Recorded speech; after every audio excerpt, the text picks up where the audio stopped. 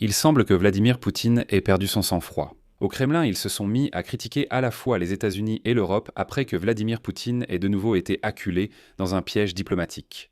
Le ministre russe des Affaires étrangères, Sergueï Lavrov, a déclaré que les déclarations du secrétaire d'État américain sur le soutien à l'Ukraine effacent définitivement les différences entre les approches de Washington et des pays européens concernant le règlement du conflit.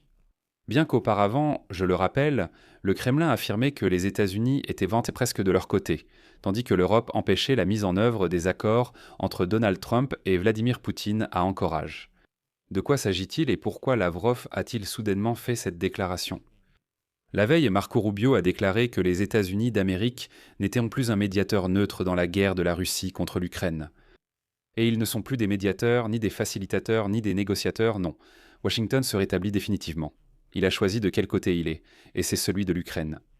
Et tout de suite, il a annoncé que le Pentagone avait commencé à débloquer l'aide militaire américaine à l'Ukraine, qui avait été gelée dès le début du deuxième mandat présidentiel de Trump. Et dans ce contexte, les Européens ont même présenté leurs ébauches de plans de paix pour l'Ukraine et la Russie. Et au Kremlin, ils ont déclaré qu'ils étaient prêts à négocier, mais que maintenant c'est l'Ukraine qui est coupable et que l'Ukraine ne veut pas de ces négociations. Mais l'équipe de Donald Trump est-elle vraiment passée définitivement du côté de l'Ukraine? Et à quoi faut-il s'attendre de la part des États-Unis cet été? Alors discutons maintenant calmement et à tête reposée de ce sujet.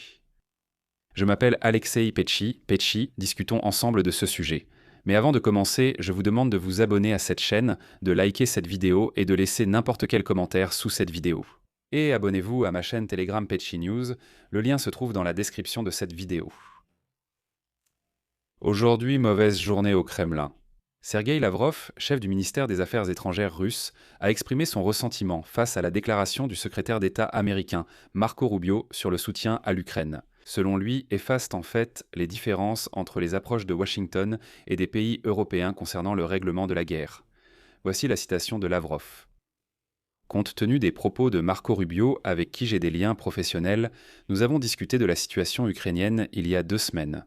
Compte tenu de ce qu'il a dit sur le soutien à l'Ukraine, il n'y a en fait plus de différence dans les approches des États-Unis et de l'Europe. Je vais expliquer le contexte ici, pour comprendre pourquoi il s'est exprimé ainsi et pourquoi c'est important. En fait, pendant des mois auparavant, Sergueï Lavrov accusait constamment les dirigeants européens de prétendument saboter et bloquer certains accords d'Alaska sur l'Ukraine, qui auraient soi-disant été conclus personnellement entre Vladimir Poutine et Donald Trump lors du sommet à Anchorage en août 2025. Les Russes ont colporté pendant des mois cette légende selon laquelle il y aurait un soi-disant esprit d'Anchorage. Un accord aurait été conclu entre Trump et Poutine, mais personne ne l'a jamais vu. Et donc, Sergueï Lavrov affirmait que cet accord entre Poutine et Trump était bloqué non seulement par l'Ukraine, mais aussi par Bruxelles, Paris, Berlin et Londres. Il disait que les Européens mettaient constamment des bâtons dans les roues, qu'ils empêchaient tout. Plus tard, Sergueï Lavrov a commencé à reprocher aux États-Unis de ne pas promouvoir assez fermement l'accord entre Trump et Poutine, et il a même appelé Trump à s'en prendre à l'Europe avec lui pour qu'elle cesse enfin de les gêner. Et voilà que Sergueï Lavrov admet aujourd'hui que les positions de l'Europe et des États-Unis ne diffèrent en fait en rien. En conséquence, l'Europe ne peut pas empêcher la mise en œuvre des positions des États-Unis si elle partage exactement les mêmes. Dans le même temps, le ministre des Affaires étrangères de la Fédération de Russie a déclaré que, extérieurement, la posture américaine semblait plus positive, car, selon lui, l'administration Trump était initialement en faveur du dialogue avec la Russie.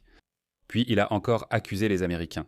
Selon Lavrov, si la partie américaine avait réellement avancé ses propres initiatives de règlement et avait joué le jeu de Moscou, le processus de négociation aurait pu commencer beaucoup plus tôt. Et les hostilités, selon lui, auraient déjà cessé depuis longtemps. Mais qu'est-ce qui a provoqué une telle réaction de Lavrov? Voilà qui est intéressant.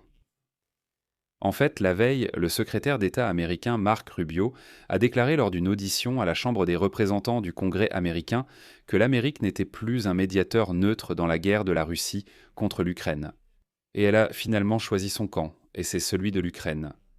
Il a ajouté que les États-Unis continuent de soutenir tous les efforts visant à instaurer la paix. En particulier, Washington continue de fournir des armes à l'Ukraine et maintient la pression des sanctions sur la Russie. Et, comme l'a précisé Mark Rubio, Les États-Unis ne fournissent pas d'armes à Moscou et n'imposent pas de sanctions contre Kiev, c'est pourquoi Rubio a expliqué que les États-Unis ont clairement choisi leur camp. Après cela, Marc Rubio a déclaré que très bientôt, il y aurait des nouvelles concernant les 400 millions de dollars destinés à l'Ukraine, qui ont été approuvés depuis longtemps par le Congrès, mais qui n'ont toujours pas été envoyés par le Pentagone, c'est-à-dire que le Pentagone les bloque. Et voilà que Marc Rubio a déclaré au Congrès qu'il disposait de certaines informations selon lesquelles il y aurait bientôt des avancées sur cette question, et que cet argent serait alloué à l'armement pour l'Ukraine. Mais ici se pose la question principale. Washington joue-t-il vraiment du côté de Kiev? La visite des présidents des États-Unis et de l'Ukraine au sommet de l'OTAN en juillet pourrait-elle réserver des surprises? Et faut-il se préparer à une pression estivale sur Kiev de la part des États-Unis? Voyons ensemble comment répondre à ces questions. Et vous savez, je vais le dire tout de suite. Malgré la belle déclaration de Marc Rubio, Washington n'a pas encore adopté une position clairement ukrainienne dans la guerre de la Russie contre l'Ukraine. Le même Marc Rubio, qui est ce qui est le plus expérimenté dans l'administration Trump actuelle, essaie de manœuvrer entre la loyauté envers le président des États-Unis et la mise en œuvre d'une politique raisonnable. C'est pourquoi il fait parfois certaines déclarations positives à l'égard de l'Ukraine, et parfois ces déclarations sont négatives. Et donc, vous savez, on oscille comme sur une balançoire. Un jour, Marc Rubio affirme soutenir l'Ukraine. Un autre, il explique que nous avons quitté les négociations car l'Ukraine ne souhaite pas d'accord non plus. Et je vous rappelle que Trump, en 2 mandats, a déjà interrompu à 3 reprises les livraisons d'armes à l'Ukraine. Au début du nouveau mandat, en 2025, les livraisons, le partage de renseignements et la fourniture d'armes achetées par les partenaires européens ont été presque totalement stoppés.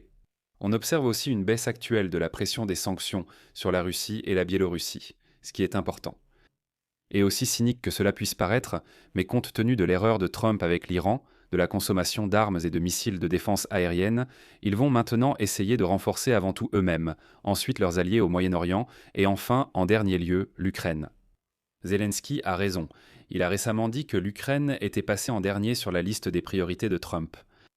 Mais déjà en juillet, un sommet de l'OTAN aura lieu en Turquie, où se rendront Trump et le président ukrainien Volodymyr Zelensky. Et là, il faut être prudent avec les attentes. Trump considère la question ukrainienne comme un problème qui l'empêche de rétablir les relations avec la Russie pour ses gains personnels et familiaux. C'est pourquoi Trump peut temporairement faire un geste envers l'Ukraine, puis retirer à nouveau l'aide et dire « Regardez, écoutez, nous avons déjà fait un pas, mais Kiev n'a toujours aucune carte en main, même avec le soutien des États-Unis. » Et je rappelle que quelques jours seulement avant la déclaration de Marc Rubio, des informations internes ont émergé selon lesquelles, cet été, les États-Unis pourraient y préparer une nouvelle campagne de pression sur l'Ukraine afin de conclure un accord avec la Fédération de Russie. Parmi les raisons figure le besoin de l'administration Trump d'obtenir une victoire rapide pour augmenter la cote du Parti républicain avant les élections de mi-mandat au Congrès américain. C'est pourquoi, mes amis, ne vous laissez pas tromper par de grands mots ou des espoirs.